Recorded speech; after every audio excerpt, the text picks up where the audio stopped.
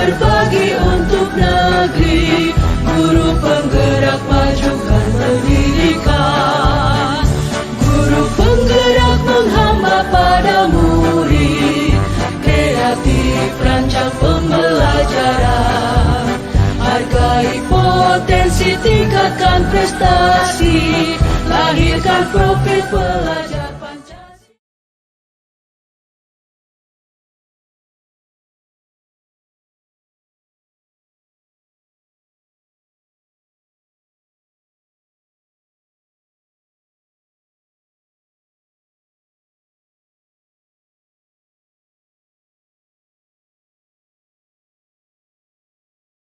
Bismillahirrahmanirrahim. Assalamualaikum warahmatullahi wabarakatuh. SDN Telaga Biru 7 dan juga yang terhormat kepada Bapak Ibu SDN Telaga Biru 6. Alhamdulillah Bu Hanifian bisa berhadir di kegiatan tugas saya, yaitu di modul 1.4 tentang ada menjelaskan mengapa gitu, dari Ibu Ami sampai Pak Halik ya, karena kita ini kayaknya ganjil Kita terus belajar atau selalu menggali ilmu pengetahuan. Tolong dijawab Bapak Natarin. Mengapa kita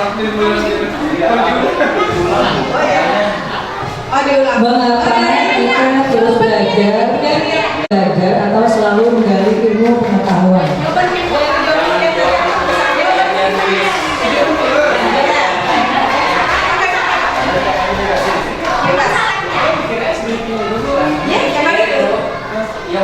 Sepengetahuan saya, jadi di sini kan ice breaking karena berfungsi untuk mencairkan suasana dan mengembalikan semangat dalam belajar. Coba diulang, coba Ibu. Mengapa kita harus terus belajar atau selalu menggali ilmu pengetahuan? Jawabannya? Jawabannya dia coba tulis.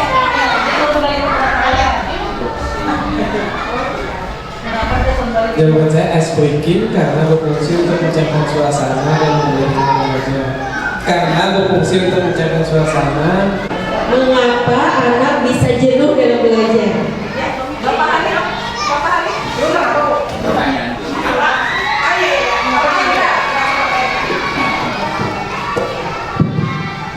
Karena dengan hidup teratur, maka tujuan hidup kita akan mudah tercapai. Cocok? Nah, ini cuma ice breaking aja loh, bukan menjawab. Iya, cuma ice breaking saja. Dari Bapak, mengapa anak-anak kita dalam kelas itu biasa tidak bersemangat untuk belajar? Silakan jawab Ibu Nadia ya.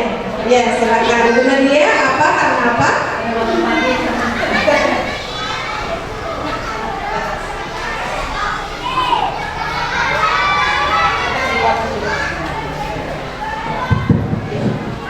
Karena saya sangat menyukai belajar dan bermain.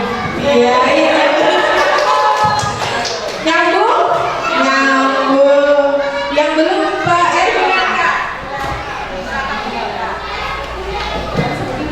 Mengapa kita harus sekolah? Silakan Ibu Ati.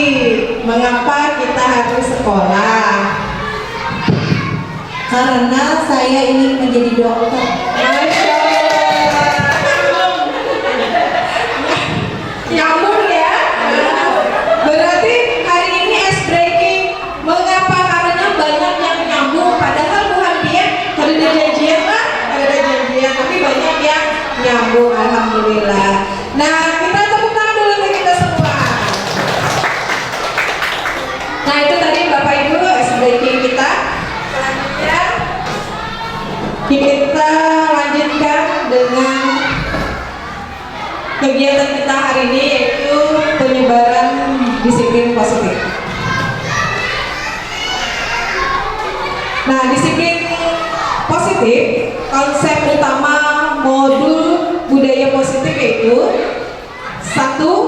Perubahan paradigma belajar. Yang kedua, disiplin positif. Yang ketiga, kebutuhan dasar manusia. Yang keempat, motivasi perilaku manusia. Yang kelima, posisi kontrol restitusi. Yang kelima, keyakinan kelas. Yang keenam, segitiga restitusi. Nah, dari modul utama budaya positif ini ada 6 Bapak Ibu yang hendak ulun bahas. Nah, yang pertama itu adalah pembelajaran dengan paradigma baru. Pembelajaran dengan paradigma baru dirancang berdasarkan prinsip pembelajaran yang terdiferensiasi sehingga setiap siswa belajar sesuai dengan kebutuhan dari tahap perkembangannya untuk mewujudkan profil pelajar Pancasila. Jadi Bapak Ibu, sekarang ini kita sudah menggunakan kurikulum merdeka, di mana kurikulum merdeka itu kita pembelajarannya adalah pembelajaran yang berdiferensiasi. Sering ya Bapak Ibu yang kita dengar pembelajaran diferensiasi. Nah, sering ya, pembelajaran berdiferensiasi ini berkaitan lagi dengan profil pelajar Pancasila. Jadi kita sekarang ini pembelajaran diferensi dan profil pelajar Pancasila itu erat kaitannya. Jadi kita mewujudkan siswa kita supaya siswa kita ini memiliki profil pelajar Pancasila yang berapa dimensinya Bapak Ibu? Ada 6. Satu yaitu beriman bertakwa kepada Tuhan Yang Maha Esa dan berakhlak mulia. Yang kedua yaitu berkebinekaan global. Yang ketiga bergotong royong. Yang keempat kreatif. Kelima bernalar kritis. Dan keenam mandiri. Itu Bapak Ibu yang harus kita tanamkan kepada anak didik kita supaya anak didik kita berprofil pelajar Pancasila. Dan pembelajarannya yang berdiferensiasi. Namanya itu pembelajaran dengan paradigma baru. Bisa dipahami ya Bapak Ibu? Next kita lanjut. Nah, ini disiplin positif. Disiplin positif sendiri, menurut dia disiplin itu apa ya? Ibu Weni, menurut Ibu Weni disiplin itu apa?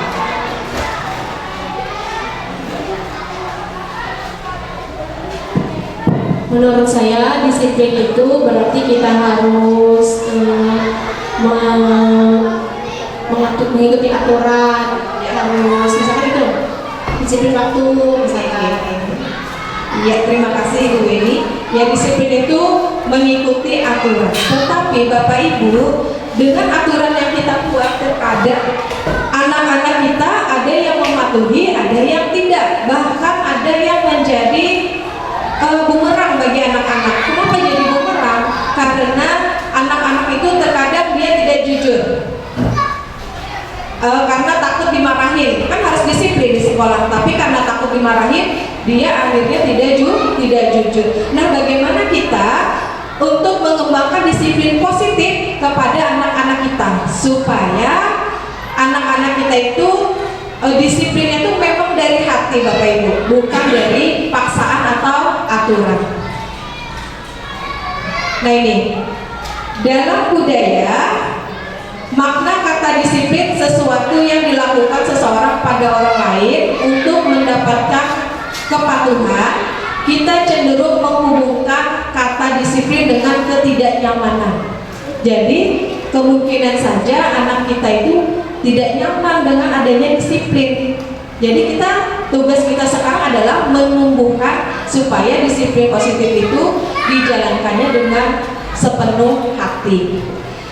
Sebagai pendidik, tujuan kita adalah menciptakan anak-anak yang memiliki disiplin diri sehingga mereka bisa berperilaku dengan mengacu pada nilai-nilai kebajikan universal dan memiliki motivasi intrinsik bukan ekstrinsik. Nah itu ada kata intrinsik dan bukan ekstrinsik. Kalau intrinsik itu artinya dari dalam, bukan paksaan dari kita. Kalau ekstrinsik itu dari luar. Nah itulah Bapak Ibu. Selanjutnya, disiplin positif merupakan salah satu cara penerapan disiplin yang bertujuan untuk menumbuhkan kesadaran serta memberdayakan anak untuk melakukan sesuatu tanpa sogokan, tanpa ancaman maupun hukuman. Ya, kalau sogokan ini biasa apa ya wadah anak kita tuh. Misalnya siapa yang duluan dikasih permen, misalnya, itu sama dengan kata anunya bola, atau misalnya penghargaan lah. Nah, nanti kita bahas penghargaan ini disiplin positif yang gagal kah atau yang sukses kah? Kita lanjut. Nah, itu tentang disiplin positif. Sekarang kita lanjut tentang kebutuhan dasar manusia. Bapak Ibu, kita mempunyai kebutuhan dasar ya Bapak Ibu ya. Kalau Ibu Margaret, kebutuhan dasar dia apa itu Bu? Sebagai manusia. Kebutuhan dasar kita yaitu yang pertama kan untuk anak belajar dan juga untuk makan kan hidup, ya sandang pangan lah gitu ya. Terima kasih Ibu Margaret, bagus sekali. Kebutuhan dasar kita kata Ibu Margaret itu adalah makan, pangan. Kalau di sini adalah kebutuhannya ingin diberi kasih sayang. Ada. Pak Halim mau diberi kasih sayang? Mau. Nah, jadi kebutuhan dasar kita itu ada 5. Salah satunya tadi dari Ibu Margaret adalah pangan atau kebutuhan dasar. Ketika seorang murid melakukan sesuatu perbuatan yang bertentangan dengan nilai-nilai kebajikan atau melanggar peraturan, hal itu sebenarnya dikarenakan mereka gagal memenuhi kebutuhan dasar mereka. Ya Bu ya.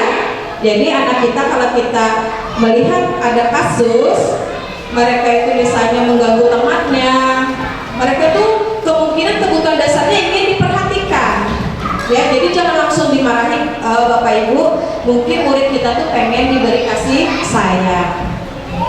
Next. Nah, kebutuhan dasar manusia itu yang pertama bertahan hidup. Betul, kata Ibu Margaret tadi, kita perlu makan untuk bertahan hidup. Yang kedua, kasih sayang dan rasa diterima.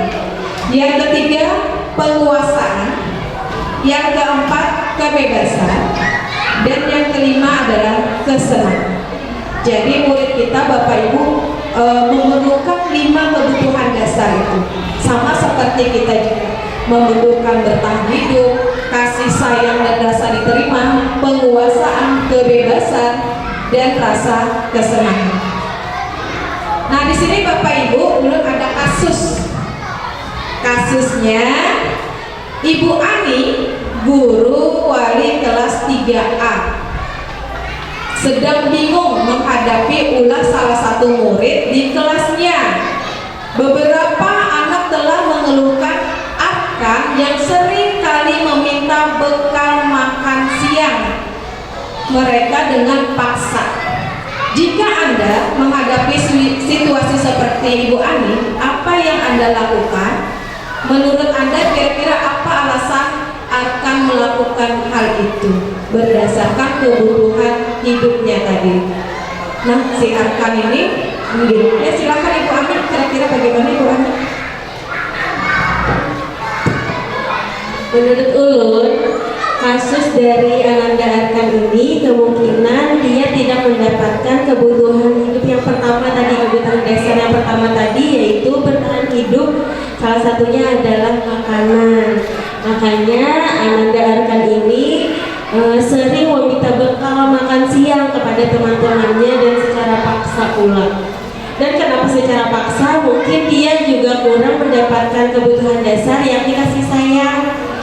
Jadi dia mendapatkannya itu dengan cara paksa. Seperti itu. Bagus sekali Ibu Ami, terima kasih kepada Ibu Ami.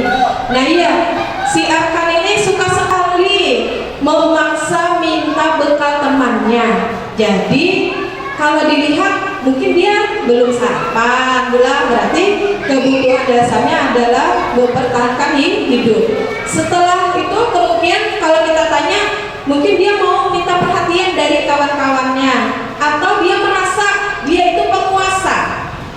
Kenapa? Jadi supaya kawan-kawannya ini merasa takut dengan si Arkan. Nah, itu kebutuhan dasar Ibu. Jadi kalau kita melihat anak-anak kita seperti itu, jangan langsung dimarahi. Tanyakan dulu kenapa dia meminta bekal anak-anak. Kadang anak-anak tuh kalau kita dekatin, dia secara polosnya dia bercerita. Nah, berarti kita sudah menjadi guru, menjadi fasilitator yang menyalurkan kebutuhan 5 dasar manusianya. Itu ya Bapak Ibu ya. Nah, terima kasih kepada Ibu Ami yang sudah menyampaikan pendapatnya. Selanjutnya, motivasi perilaku manusia. Nah, motivasi merupakan dorongan yang timbul pada diri seseorang secara sadar atau intrinsik, atau tidak sadar, kata lain adalah ekstrinsik, untuk melakukan suatu tindakan dengan tujuan tertentu. Nah, untuk motivasi ada 3 motivasi perilaku manusia. Yang satu, menghindari ketidaknyamanan dan hukuman. Nah, seringkali murid kita melakukan disiplin diri itu karena ia tahu dihukum. Ini merupakan motivasi ekstrinsik. Karena dia tidak melakukan disiplin, maka akan dihukum. Itu artinya dia merasa tidak nyaman, Bu. Sementara kita kadang kita harus keras supaya anak itu nurut. Tujuan kita seperti itu ya, Bu ya, supaya nurut. Tetapi ternyata batinnya itu tidak nyaman. Nah, jadi bagaimana cara kita supaya anak-anak kita tuh merasa nyaman? Makanya kita harus membimbing anak kita supaya disiplin positifnya itu keluar dari kesadaran dirinya. Selanjutnya, yang kedua, mendapatkan imbalan atau penghargaan dari orang lain. Nah, ini tadi sudah kita bicarakan tentang penghargaan. Murid melakukan disiplin diri karena ia ingin mendapat imbalan. Ini merupakan motivasi ekstrinsik, ya. Misalnya siapa yang dapat 100 dikasih imbalannya permen misalnya. Nah, ternyata ini tidak bagus juga karena dia ada motivasi yang ekstrinsik dari luar kesadarannya. Nanti tiba-tiba saja anak ini merasa karena imbalan, kalau tidak ada imbalan dia tidak mau belajar dengan giat. Jadi dia terpengaruh oleh imbalan tadi, Bapak Ibu. Selanjutnya, yang ketiga, menghargai nilai-nilai kebajikan diri sendiri. Nah, ini yang bagus Bapak Ibu. Murid melakukan disiplin diri karena sadar akan nilai kebaikan dirinya. Ini merupakan motivasi intrinsik. Jadi ada 3 motivasi perilaku manusia. Ekstrinsik, penghargaan itu termasuk ekstrinsik, dan nilai-nilai kebajikan itu adalah termasuk intrinsik. Selanjutnya, konsep disiplin dengan identitas gagal. Nah, kita lihat dari segi hukuman. Nah, ternyata hukuman itu menyakitkan bagi anak kita. Setelah itu anak kita merasa tidak nyaman, dia merasa terpaksa, dan murid menyembunyikan kesalahan. Nah, itu tadi yang ujar ulun tidak jujur karena menyembunyikan kesalahan, takut jadinya anak murid kita. Murid menjadi rendah diri. Untuk penghargaan tidak efektif. Kenapa jadi tidak efektif? Karena itu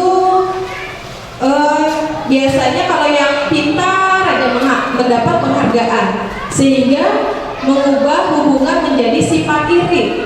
Kenapa jadi sifat iri? Pasti inya lagi. Jadi yang anak-anak yang lainnya itu merasa adanya sudah yang bisa kayak gitu. Ya, itu namanya mematikan kreativitas.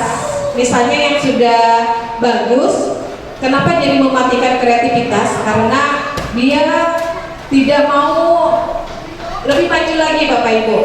Anaknya tidak mau lebih maju lagi. Dia cukup standnya di situ aja karena aku jual yang rancang dapat hadiah, yang lainnya ada.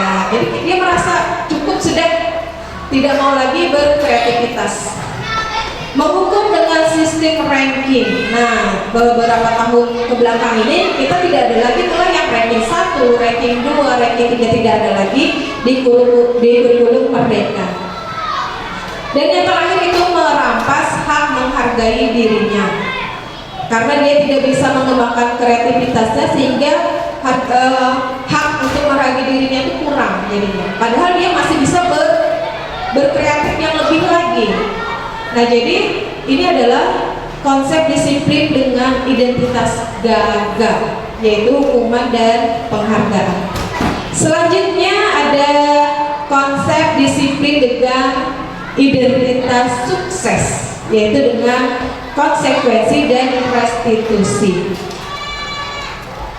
Untuk konsekuensi, penguatannya jangka pendek, Bapak Ibu. Kenapa dikatakan jangka pendek? Karena konsekuensi ini, misalnya ada anak yang kita bina, dia akan mungkin beberapa hari saja, karena itu tidak langsung dari dirinya sendiri. Tapi lebih baguslah daripada penghargaan dan hukuman tadi. Di atas lah dari hukuman dan penghargaan. Cuma penguatannya jangka pendek. Yang kedua, perlu monitoring berkelanjutan. Kenapa perlu monitoring berkelanjutan? Karena anak ini setelah kita bina, pasti kita lihat masihkah ini yang berubahkah. Berarti anak ini perlu monitoring, bukan dari dalam dirinya. Nah, yang ketiga, stimulus atau respon. Yang keempat, murid menghargai peraturan. Nah, pada saat diberi konsekuensi, dia menghargai peraturan. Tapi untuk selanjutnya itu penguatannya jangka pendek. Selanjutnya, kehilangan waktu untuk merenungi kesalahan, karena dia diberi konsekuensi, jadi tidak merenung kesalahan-kesalahan dia. Makanya penguatannya itu jangka pendek. Nah, konsep yang kedua yaitu restitusi. Nah, restitusi ini adalah konsep yang ulun pelajari sekarang. Ternyata restitusi ini sangat bagus ya Bapak Ibu, karena kita tidak menyalahkan anak itu, tapi kita membantu anak mencarikan solusi. Murid bertanggung jawab untuk berperilakunya. Kenapa dikatakan bertanggung jawab untuk perilakunya? Karena dengan restitusi kita menanyakan kepada murid, sekarang dengan kesalahan kamu akan bagaimana? Ya, kita perlu menanyakan anak seperti itu. Berarti kita dalam tahapan restitusi.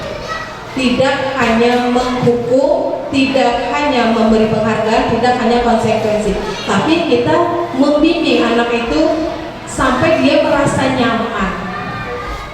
Yang kedua, fokus pada pemecahan masalah jangka panjangnya. Yang ketiga, murid menghormati dirinya dan orang lain. Jadi Bapak Ibu, kalau ada anak yang salah, kita panggil, kita beri nyaman, dia akan merasa harga dirinya ada, daripada kita memarahi di depan banyak kawan-kawannya. Terkadang kita kan namanya kita banyak anak lah pula, ada yang hal yang membuat kita emosi. Nah, sekarang coba kita belajar semuanya itu kita laksanakan dengan restitusi. Yang terakhir, murid bersemangat memperbaiki kesalahannya. Kita lanjut. Nah, konsep disiplin pendekatan restitusi, sebuah cara menanamkan disiplin positif pada murid. Jadi kita sekarang belajar mendisiplinkan murid dengan konsep restitusi.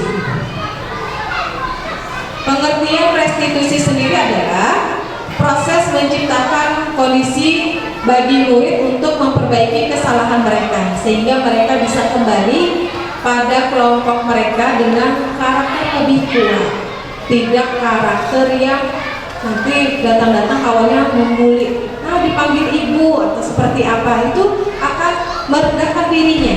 Jadi dengan restitusi dia akan lebih kuat lagi. Ternyata aku tidak dimarahi, ternyata aku diberi solusi. Nah, itu.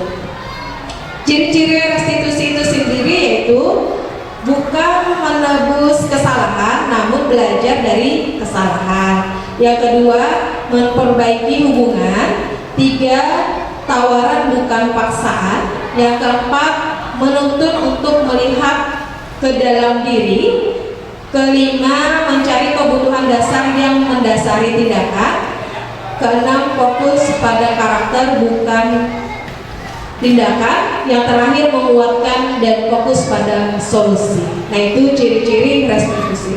Kalau Bapak Ibu sudah melaksanakan ciri-ciri tersebut, berarti Bapak Ibu sudah melaksanakan disiplin positif dengan restitusi. Nah, ini Bapak Ibu perbedaannya. Di sini ada kasus siswa sering terlambat ke sekolah. Ada Bapak Ibu siswa yang terlambat sekolah? Ada. Nah, kalau Bapak Ibu itu dengan cara hukuman, misalnya menghukum siswa tersebut dengan keliling lapangan sebanyak 2 kali, itu namanya hukuman. Tadi kita sudah bahas ini tidak bagus, ya. Walaupun misalnya itu, nah ini posisi kontrol restitusi. Nah, ada 5 Bapak Ibu posisi kontrol restitusi. Yang pertama yaitu penghukum, yang kedua pembuatan rasa bersalah, yang ketiga teman, yang keempat pemantau, yang kelima manajer. Jadi ada 5. Tadi kita sudah bahas juga ya Bapak Ibu yang penghukum. Nah, kalau Bapak Hendra, kalau dia di posisi mana nih Bapak Hendra? Penghukum, pembuatan rasa bersalah, teman, pemantau, atau manajer? Kalau posisi kontrol restitusi dia? Atau semuanya? Bapak Hendra silakan. Kalau dari 5 posisi kontrol restitusi, mungkin kalau ulun sebagai pemantau, karena dengan memantau kita bisa melihat apa yang sedang terjadi. Dengan apa yang kita lihat, kita bisa mengambil tindakan-tindakan apa yang nanti bisa kita lakukan untuk menyelesaikan suatu permasalahan. Gitu Bu, terima kasih. Oke, terima kasih Bapak Hendra. Bagus sekali. Jadi sekarang posisinya ada di pemantau. Bagus, bukan penghukum. Oke, kita lanjut lagi. Di sini ulun ada contoh video penerapan 5 posisi kontrol restitusi.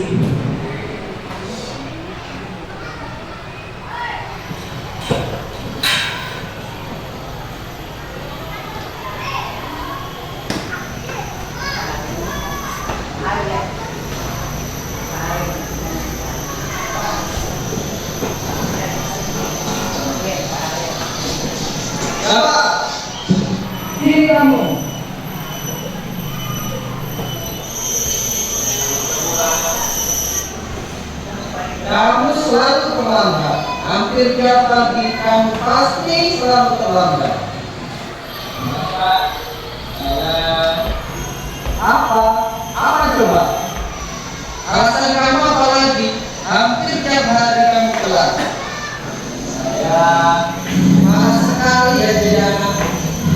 Dasar malas. Kapan sih kamu tidak terlambat? Setiap hari pasti kamu terlambat. Sama, kamu keliling lapangan upacara 2 kali.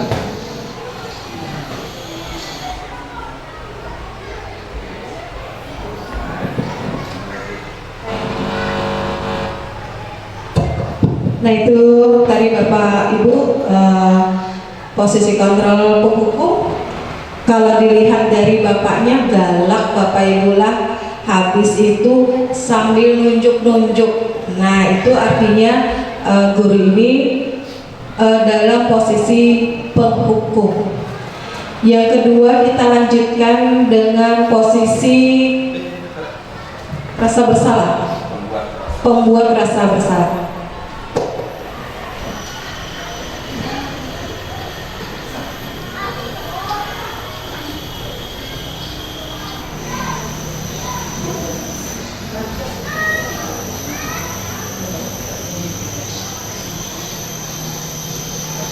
Pindah ini kan enak kan? Siapa? Siapa? Ah, ambil kabel. Dapat. Kamu kenapa selamat lagi nak? Ya Tuhan. Kamu senang ya? Bikin kakak susah. Apa? Gusti dapat. Kamu suka ya kalau kakak jadi kepala sekolah?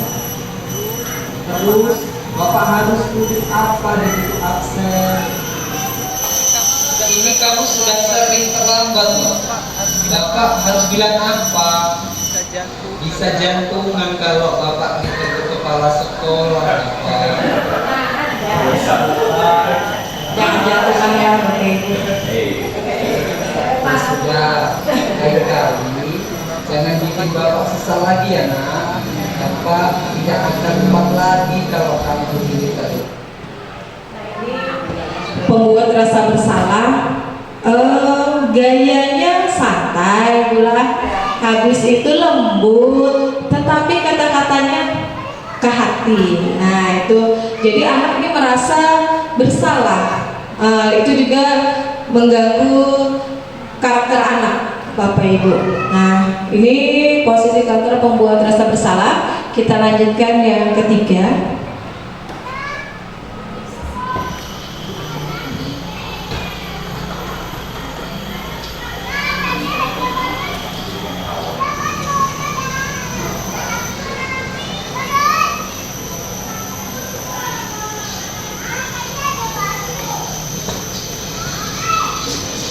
Siapa?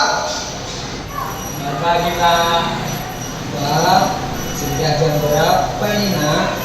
Lambat lagi ya saya. Iya Pak, tapi sudah saya terlambat membangunkan saya Pak. Kamu malah menyalahkan kamu. Kamu bukannya anak yang larinya paling kencang ya?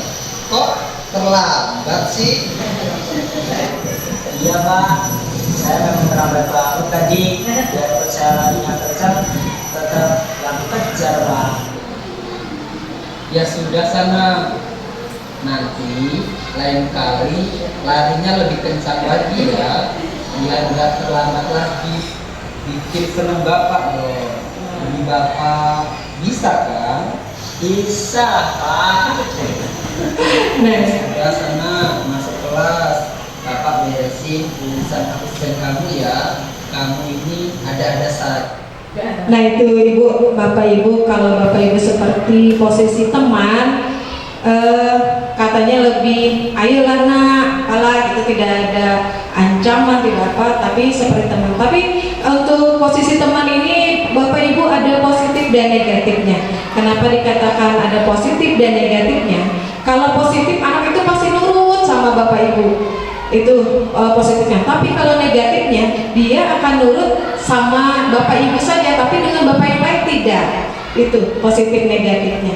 Kita lanjut lagi ya Bapak Ibu yang keempat. Next, sebagai pemantau. Ini Bapak Hendra tadi sebagai pemantau.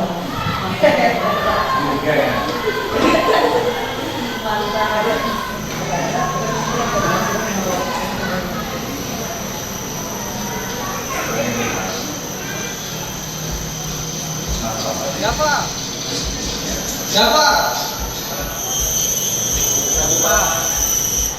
Siapa? Apa peraturan sekolah kita tentang jam berapa kita harus masuk sekolah? Nah? Kita harus di sekolah jam 7 Pak. Ya betul. Sekarang sudah jam 7:20. Bapak sudah tahu konsekuensinya kan jika terlambat hadir. Jadi nanti kamu jam 9.30 pas istirahat kamu harus tinggal di kelas. Kerjakan tugas-tugas tambahan untuk ketertinggalan kamu ini. Nah, ini posisi pemantau. Posisi pemantau ini sama dengan konsekuensi ya, Bapak Ibu, karena di situ bapaknya menghitung jam berapa dia datang, jam berapa di peraturan sekolah harus masuk. Itu termasuk konsekuensi. Selanjutnya yang terakhir,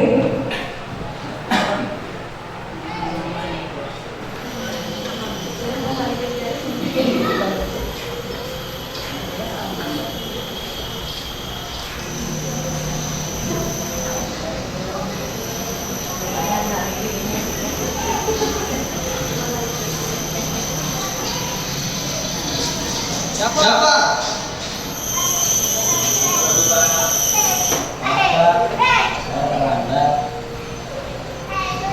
Ya, sekolah masuknya jam 7. Sekarang sudah jam 7:20. Jadi sekarang bagaimana ini, Pak? Bapak, saya lupa sekarang, saya salah. Baiklah, menurut kamu keyakinan sekolah yang mana yang perlu kamu tingkatkan? Menghargai diri sendiri dan orang lain mungkin ya Pak. Setuju.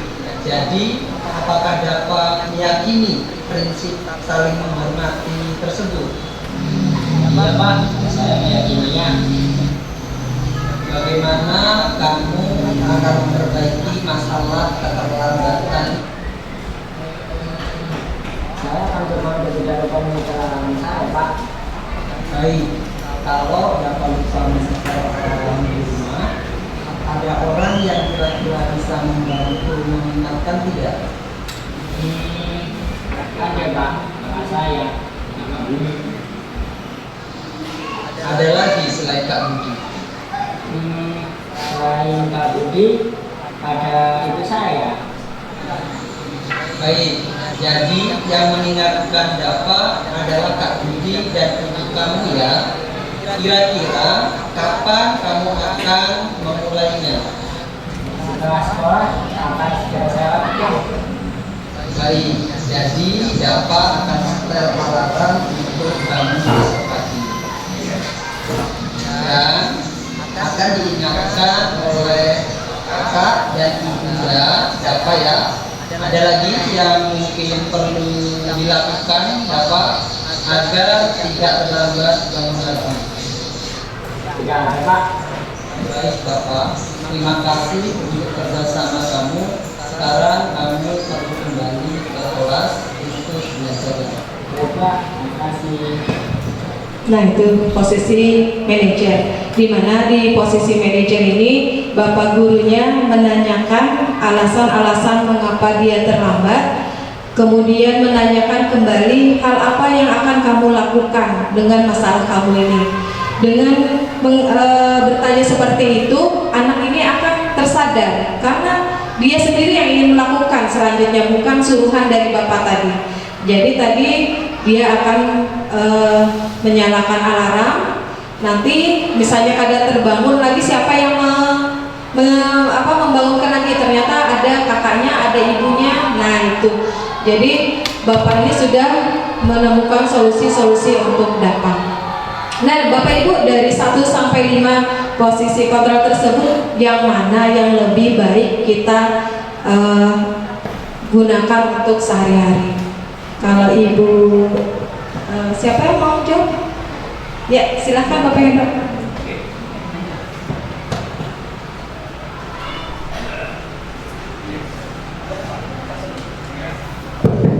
Ya, dari 5 jenis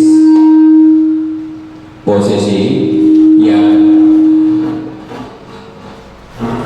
yang bagus menurut berdasarkan pengamatan dan berdasarkan keterangan adalah posisi yang terakhir atau posisi manajer. Jadi di sini guru berperan memfasilitasi memfasilitasi cara menyelesaikan permasalahan yang dihadapi siswa. Dengan memfasilitasi maka akan menimbulkan intristik atau perbaikan yang timbul dari dalam diri siswa berupa kesadaran. Karena restitusi kan artinya perbaikan kesalahan. Jadi faktornya di sini guru membantu atau memfasilitasi timbulnya kesadaran untuk memperbaiki kesalahan yang berdasarkan kesadaran diri sendiri dari dalam. Demikian Bu. Terima kasih. Ya, itu bagus sekali paparan dari Bapak Hendra.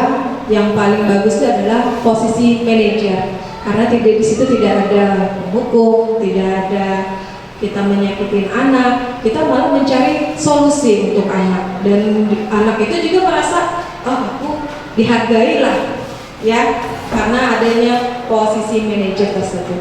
Bapak Ibu mau melakukan posisi manajer? Kita sambil belajar ya Bapak Ibu ya. Kita didik anak-anak kita, membimbing anak-anak kita dengan posisi manajer. Begitu juga dengan Ulun harus juga bisa di posisi manajer, karena itu sangat kadang refleks Bapak Ibu melihat anak langsung tangan udah nunjuk, langsung aja anak memukul. Nah, ini kita perlunya belajar disiplin positif. Kalau ada cara yang bagus untuk membimbing anak kita supaya karakternya tidak hancur lah karakternya, kita membentuk karakter anak yang lebih baik lagi. Next. Nah ini Ibu, keyakinan kelas. Ulun yakin bebuhan pian di kelas sudah membuat keyakinan kelas. Lanjut. Nah di sini ada pertanyaan pemantik. Mengapa keyakinan kelas? Mengapa tidak peraturan kelas saja? Ada yang bisa? Mengapa keyakinan kelas? Mengapa tidak peraturan kelas saja? Mungkin ya Bapak Ibu, misalnya kita punya peraturan di jalan itu menggunakan helm. Peraturan menggunakan helm. Itu pakai helm itu gunanya untuk apa ya Bapak Ibu? Untuk keselamatan pengemudi. Nah, jadi itu bukan sekedar peraturan saja, tapi itu menyelamatkan pengemudi. Sebenarnya itu menyelamatkan pengemudi. Sama dengan mengapa keyakinan kelas, bukan peraturan kelas saja. Karena dengan peraturan anak merasa tidak nyaman, maka dibuatlah keyakinan kelas. Next. Nah ini kegiatan Ulun selama membuat keyakinan kelas. Yang pertama, Ulun berdiskusi tentang peraturan dulu dengan anak-anak. Saya diskusi dengan anak-anak, kira-kira kita akan membuat peraturan kelas seperti apa? Lalulah anak mengangkat tangan. Ibu, bagaimana kalau peraturan kelasnya tidak boleh makan di dalam kelas? Nah, itu. Jadi kita kumpulkan peraturan kelas yang nantinya akan kita jalani sama-sama. Selanjutnya Ibu merumuskan peraturan menjadi keyakinan. Tadi di awal sudah kita tanamkan kalau peraturan itu tidak mengenakan. Yang enak itu adalah keyakinan. Kalau keyakinan itu dari dalam diri kita. Selanjutnya kalau kita sudah membuat, maka keyakinan kelasnya kita tempel di dalam kelas supaya sama-sama mengingatkan. Next. Nah ini keyakinan kelas yang pernah Ulun buat. Nah, next Bu. Di sini bagaimana pembentukan keyakinan kelas? Yang pertama yang saya lakukan dengan anak-anak yaitu lebih abstrak dari peraturan. Berarti tidak ada lagi yang namanya peraturan. Lanjut. Nah yang kedua berupa pernyataan universal. Artinya pernyataan universal itu lebih mudah dimengerti. Selanjutnya dibuat dalam bentuk positif. Jadi Bapak Ibu yang tadinya tidak boleh makan, tidak boleh itu negatif apa positif Bapak Ibu? Tidak, berarti itu negatif, pernyataan yang negatif. Jadi tidak itu dibuat menjadi pernyataan yang positif. Misalnya, tidak boleh berkelahi. Tidak boleh itu kan negatif, dijadikan positif, misalnya menghargai sesama teman. Nah, jadi Bu Hantian, kalau keyakinan kelasnya masih ada yang katanya negatif, tidak ada, jangan, itu masuk pernyataan negatif, berubah menjadi bentuk positif. Selanjutnya sedikit saja agar mudah diingat. Nah, jangan panjang-panjang Bapak Ibu. Saling menghargai, kan pendek ya. Saling menghargai antara teman dan ibu guru dan lain-lain, itu kepanjangan. Nah, jadi kita bagaimana membuatnya itu supaya mudah diingat tapi menyeluruh. Next, sesuai dengan kondisi kelas dan sekolah agar mudah diterapkan. Nah, ini sesuai dengan kondisi kelas Bapak Ibu. Jangan yang membuat keyakinan kelasnya Ibu Sri tapi mengumpati kelas di sebelah.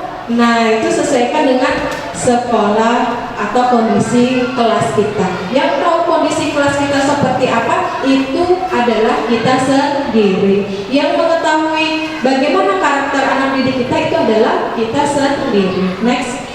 Nah, selain itu semua warga kelas atau sekolah dilibatkan saat membuatnya. Kenapa dilibatkan semua? Karena kalau 1-2 orang saja yang membuat, nanti orang yang ketiga, keempat, kelima, ulun tadi kan membuat Ibu Ai. Nah, jadi semuanya dilibatkan. Biasanya kalau dia yang membuat peraturan, dia juga yang menjalankan. Tapi misalnya yang membuat, kita tempel, dia tidak merasa membuat, dia akan acuh. Jadi semua warga kelas itu dilibatkan. Next. Nah, ini salah satu modul yang ulun pelajari juga, yaitu segitiga restitusi. Di mana segitiga restitusi ini, Ibu Bapak, dia terbagi menjadi 3. Yang pertama itu menstabilkan identitas. Menstabilkan identitas ini bisa kita bimbing anak kita menghargai dirinya dengan, misalnya dia membuat kesalahan, tapi kita sebutkan saja setiap orang pada pastinya pernah merasa bersalah. Nah, itu kita sudah menstabilkan identitas. Jangan dengan misalnya, kenapa kamu bersalah, kenapa kamu melakukan ini. Nah, itu harusnya kita langkah pertama itu kita menstabilkan identitas dulu dengan cara kita menyamakan dengan murid kita. Setiap orang pasti bisa salah. Kamu bukan satu-satunya yang pernah melakukan ini, ada juga yang lain. Nah, itu artinya kita sudah menstabilkan identitas. Setelah kita stabilkan identitasnya, kita lanjutkan ke langkah yang kedua, yaitu validasi tindakan yang salah. Kita mencari, pasti kamu punya alasan kenapa kamu melakukan ini. Nah, itu Bapak Ibu. Setelah kita memvalidasi tindakan yang salah, baru kita meyakinkan keyakinan. Meyakinkan keyakinan ini Bapak Ibu itu berkaitan lagi dengan keyakinan kelas tadi. Jadi kita tanyakan kepada anak, kamu ingat nggak keyakinan kelas kita kemarin yang kita buat? Ingat Bu, apa itu keyakinan kelasnya? Harus disiplin. Nah, sekarang kenapa kamu terlambat? Nah, itu berarti dia merasakan, oh, aku sudah melanggar keyakinan kelas yang sudah dibikin. Nah, itu namanya menanyakan keyakinan. Next, mungkin ini video ya. Nah, ini ada kasus.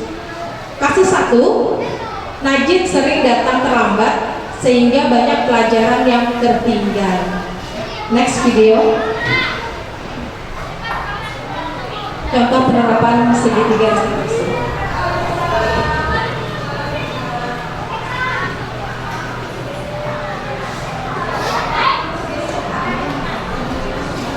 Stabilkan identitas ya Bu dulu.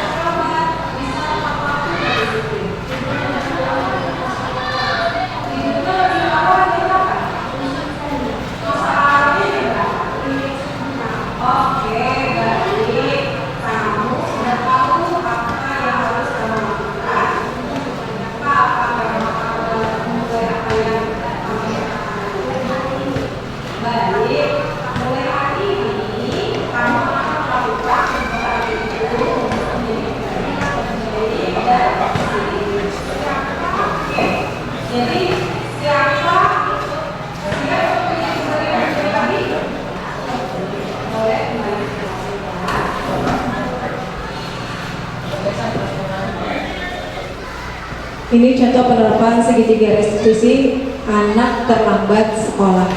Jadi kita pertama itu menstabilkan identitasnya dulu, memvalidasi dan menanyakan keyakinan. Next, video yang kedua, kasus yang kedua, yaitu Suci tidak terima pekerjaannya selalu dicontek oleh temannya. Ia marah dan tidak dapat menahan emosinya. Lanjut.